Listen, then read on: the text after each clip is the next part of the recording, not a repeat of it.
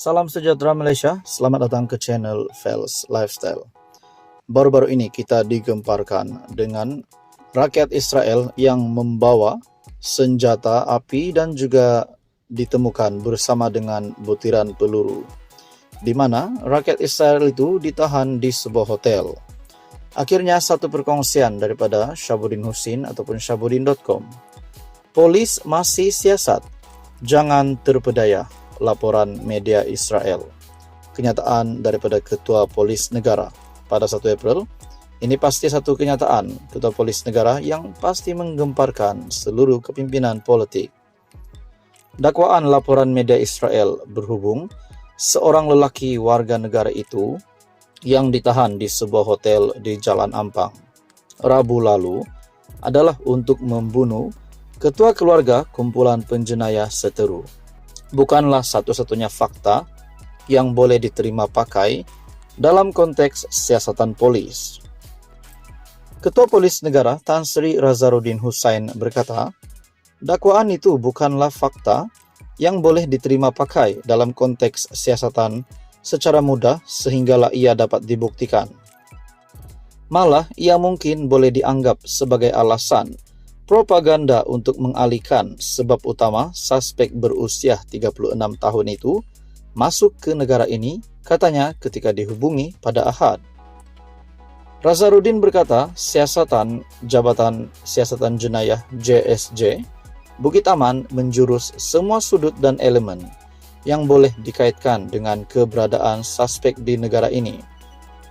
Kita masih meneliti dan menyiasat motif sebenar suspek masuk ke negara ini, serta dia mendapatkan 6 pucuk senjata api bersama 200 butir peluru dan faktor-faktor lain yang mungkin berkait dengan isu yang berlaku membabitkan Palestin dan Israel. Kita juga sedang meneliti pergerakan suspek sebelum dia diberkas. Siapa orang hubungannya termasuk melihat latar belakang dirinya dengan bantuan dan maklumat perisikan kita, katanya. Razaruddin berkata, PDRM pada masa ini sedang memberikan tumpuan sepenuhnya terhadap bukti dan fakta yang ada, selain mendapatkan maklumat tambahan yang diperoleh daripada siasatan yang sedang dijalankan. Beri kita ruang melengkapkan siasatan sebelum saya dapat kongsikan maklumat terbaru kepada umum esok pada Isnin, katanya. Tambah beliau, PDRM tetap sentiasa siap siaga dalam mengawasi keselamatan dan ketentraman awam termasuk keselamatan orang-orang berkepentingan. Pada Jumat, Razaruddin dilaporkan berkata, polis merampas 6 pistol termasuk SAG Sawyer, Smith dan Wesson serta Glock selain 200 butir peluru, susulan penahanan suspek warga Israel itu. Turut dijumpai 2 pasport dimiliki lelaki berkenaan, yaitu pasport Perancis yang digunakannya untuk masuk ke Malaysia dari Emiria Arab Bersatu UAE pada 12 Mac lalu, serta 1 pasport Israel.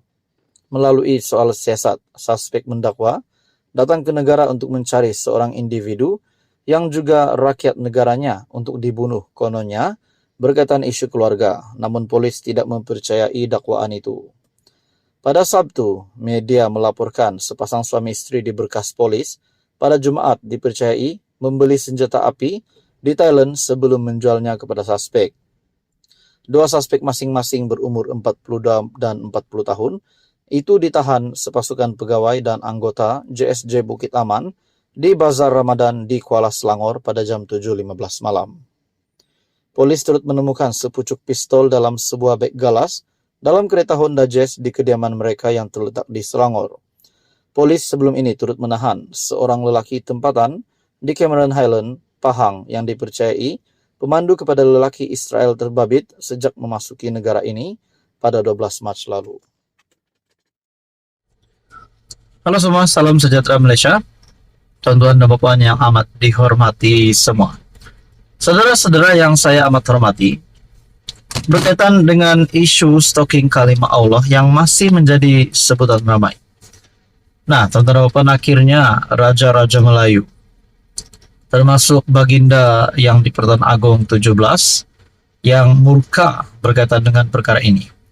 Dan terbaru Sultan Pahang dalam satu artikel perkongsian daripada Malaysia Kini yang bertajuk Sultan Pahang, duka cita insiden serangan pada Kekemat. Namun saudara-saudara, persoalannya, adakah perkara ini menjadi sehingga serius sebegini, sehingga ada insiden bom, sehingga ada insiden baling bom di kedai Kekemat?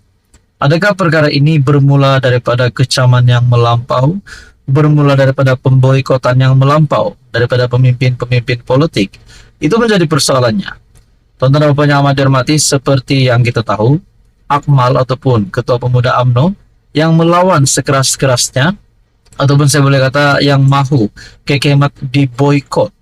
Pada akhirnya, dalam satu artikel daripada FMT, Akmal harus letak jawatan seperti dijanjikan, kata T.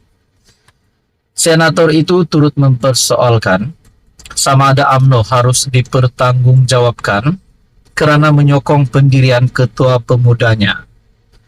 Ketua Pemuda UMNO Dr. Akmal Saleh harus meletak jawatan berikutan peningkatan ketegangan kaum dan kejadian beberapa cawangan kedai serbaneka Kekemat dilempar bom petrol baru-baru ini, kata Senator T. Lian Ker.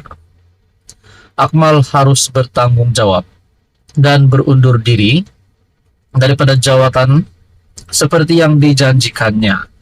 Ada ramai lagi pemimpin pemuda UMNO yang lebih bertanggung jawab dan tidak bengkeng, kata bekas naib presiden MCA itu di platform media sosial X. T merujuk kepada laporan utusan Malaysia awal bulan ini yang memetik Akmal sebagai berkata beliau lebih rela hilang jawatan daripada tidak mempertahankan Islam dalam isu stalking tertera kalimat Allah. Adakah ini satu gesaan untuk Akmal, Ketua Pemuda UMNO, untuk meletakkan jawatan?